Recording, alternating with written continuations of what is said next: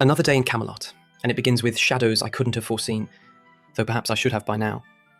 Down in the burial vaults, where the dead should stay buried, Nimue worked her dark magic over the crypt of Tristan de Bois. I didn't see it then, but later, piecing it together, I understood.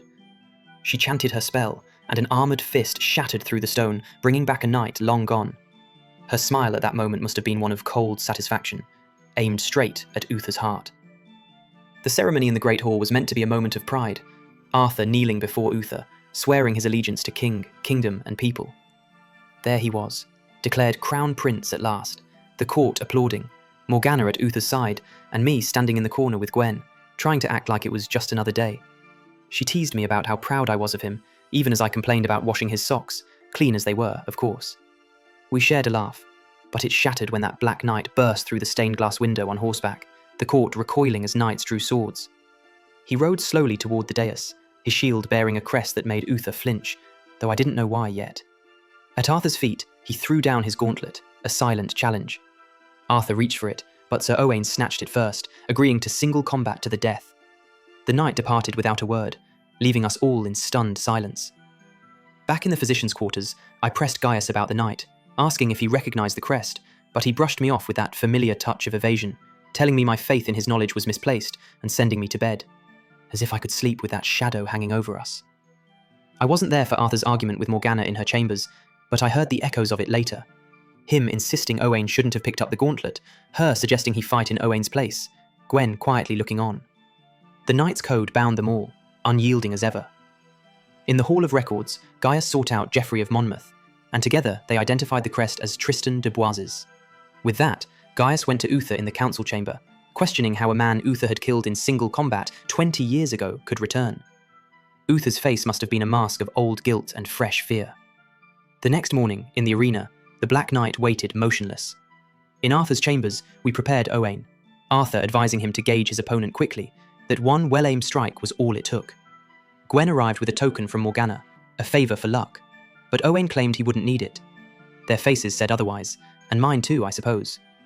Arthur escorted him to the grounds, reminding him to control the fight. From the stands, Arthur announced the start, and it was brutal. Tristan dominating, but Owain dodged and thrust his sword into the knight's stomach. I saw it go in, shouted in triumph, but the fight didn't end. Owain was overwhelmed, killed in moments, Morgana's favour fluttering away as Tristan threw down his gauntlet again. Arthur tried to leap in, but Uther hauled him back.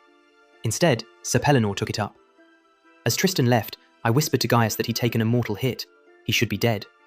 In the council chamber, Arthur raged at Uther for stopping him, insisting Pellinore wasn't fully recovered from old wounds.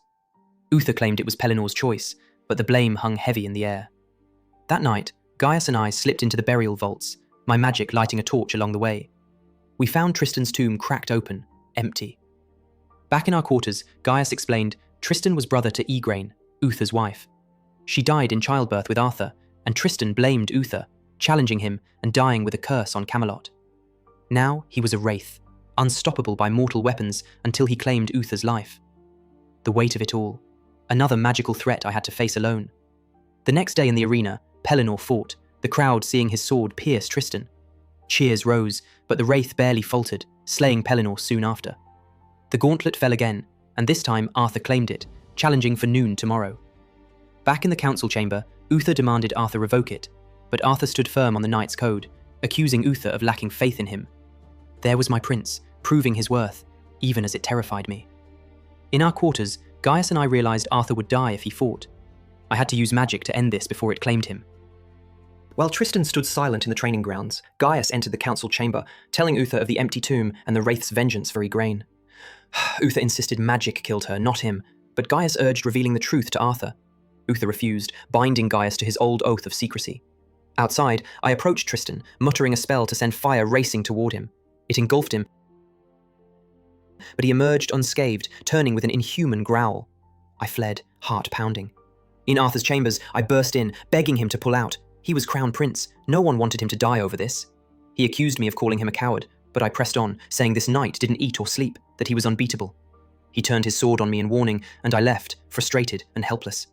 In the council chamber, candles flickered out as Nimue appeared to Uther.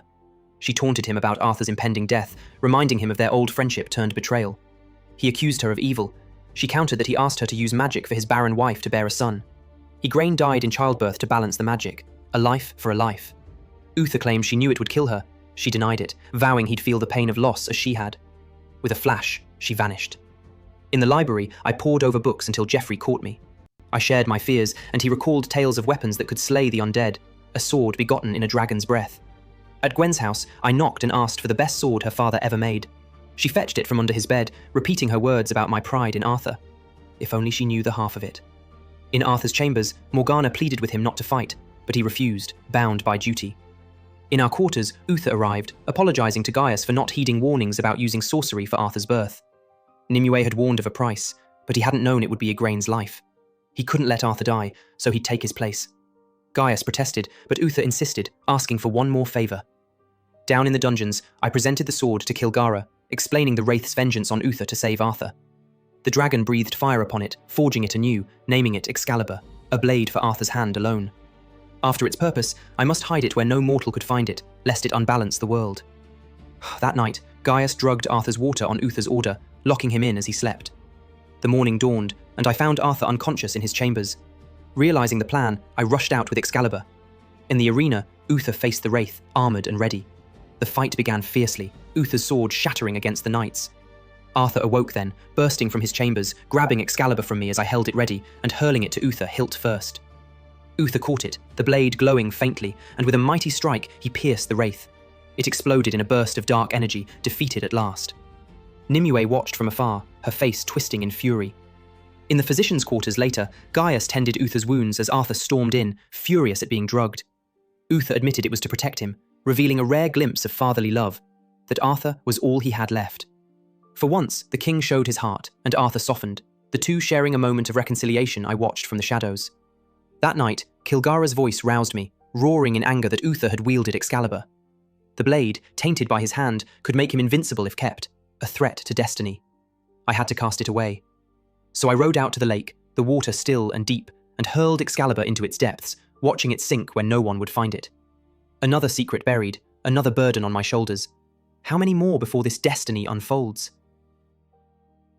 The weight grows heavier, but for Arthur, I'd carry it all. Oh, hey, didn't see you there. If you like a bit of magic and near-death experiences, go on, hit like, share, and subscribe. Destiny insists.